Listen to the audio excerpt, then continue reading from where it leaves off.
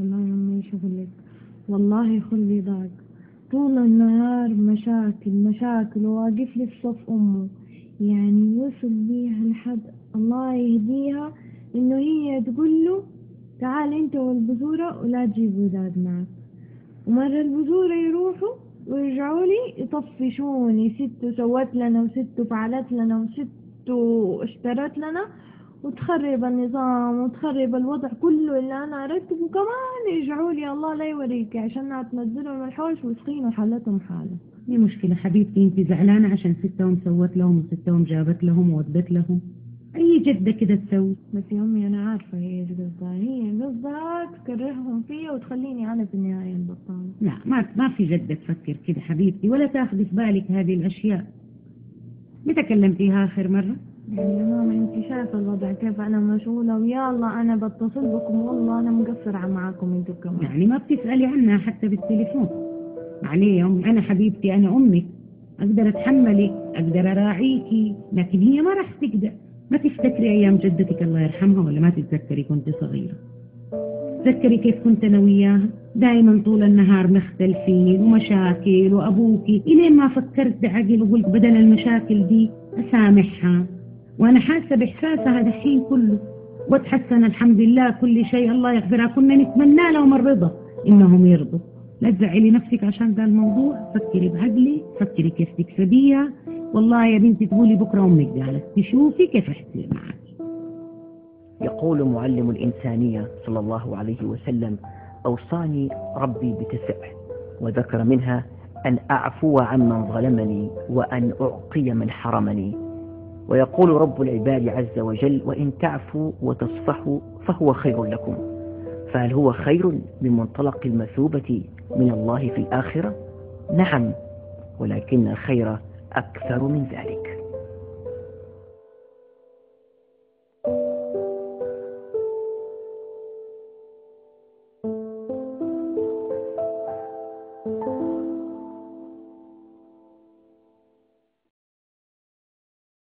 العلم الحديث يبصرنا بزاوية من ذلك الخير الذي يجنيه في الدنيا قبل الآخرة من يعفو ويصفح. فقد أكدت أبحاث عديدة أن هناك علاقة وطيدة بين العفو والصفح وبين صحة الإنسان. يقول مايكل بيري في كتابه عن علاج الأمراض السرطانية: إن فقدان القدرة على العفو والصفح والمسامحة هو في حد ذاته ظاهرة مرضية تؤثر سلبا على صحة الإنسان. ويضيف قائلا: إنه من المثبت علميا أن التوتر العصبي الناتج عن عدم العفو والصفح والمسامحة يضر بالجهاز الهضمي والأوعية الدموية ونظام المناعة في الجسم. عدم العفو والصفح ينهك الجهاز العضلي نتيجة التوتر العضلي المستمر، ويزيد من نسبة الإصابة بالصداع وآلام المفاصل والدوار والإحساس بالتعب والإرهاق وفقد التوازن، كما يسبب آلاما مزمنة في مناطق مختلفة بالجسم والتأخر في إصلاح الخلايا والأنسجة التالفة أو إصلاحها بطرق غير سليمة، وإضعاف القدرة على الإصلاح والشفاء بشكل عام.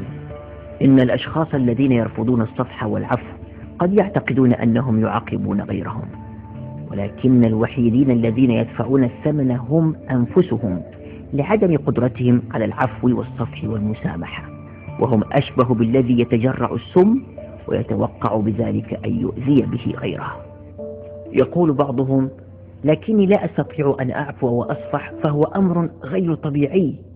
ونجيب بنعم، فهو ليس بالتصرف الطبيعي بل هو فوق الطبيعي. لذلك قال سبحانه وتعالى: ادفع بالتي هي أحسن فإذا الذي بينك وبينه عداوة كأنه ولي حميم وما يلقاها إلا الذين صبروا وما يلقاها إلا ذو حظ عظيم.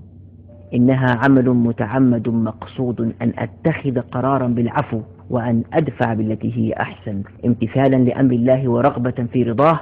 فإن فعلت وطوعت نفسك لذلك فإن الله سيكرمك ويلين قلبك ويملأه حبا لمن حولك.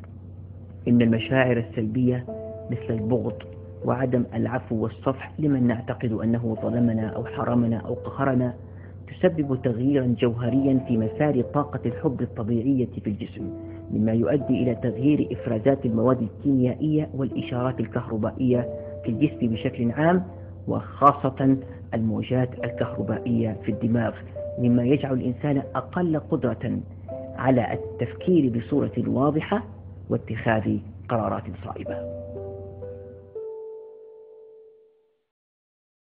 إنه بحق لحظ عظيم أن يكون لك قلب قادر على أن يعفو ويصفح حتى لعدوك. ولقد كان لنا في رسول الله القدوة الحسنة، فقد كان يقول: اللهم اهد قومي فإنهم لا يعلمون. وقوله صلى الله عليه وسلم في فتح مكة لقريش: اذهبوا فأنتم الطلقاء، وهي قريش التي تآمرت لقتله.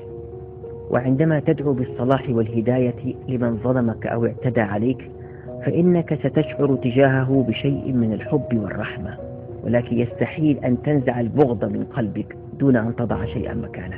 هذا الشيء هو الحب للخالق، والحب للمخلوق لوجه الخالق سبحانه وتعالى، وهو أدعى أن يجعل الله لك مخرجا ويفتح لك أبواب الرزق، ومن يتق الله يجعل له مخرجا ويرزقه من حيث لا يحتسب.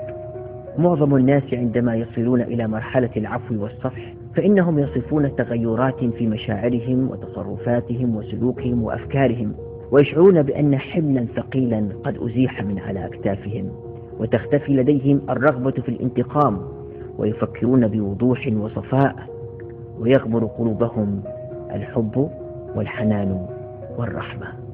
الرحمة التي وصفها الدكتور مصطفى محمود بأنها أعمق من الحب وأصفى وأطهر، ففيها الحب وفيها التضحية وفيها إنكار الذات وفيها التسامح والعفو والعطف والكرم. إنه بحق عمل شاق، ويحتاج إرادة واعية ونية مخلصة وصبرا وعزيمة وعونا من الله. ولصعوبته ولأنه فوق الطبيعي، فإن الله رفع قدر من يتحلى به فقال: وما يلقاها إلا الذين صبروا وما يلقاها إلا ذو حظ عظيم.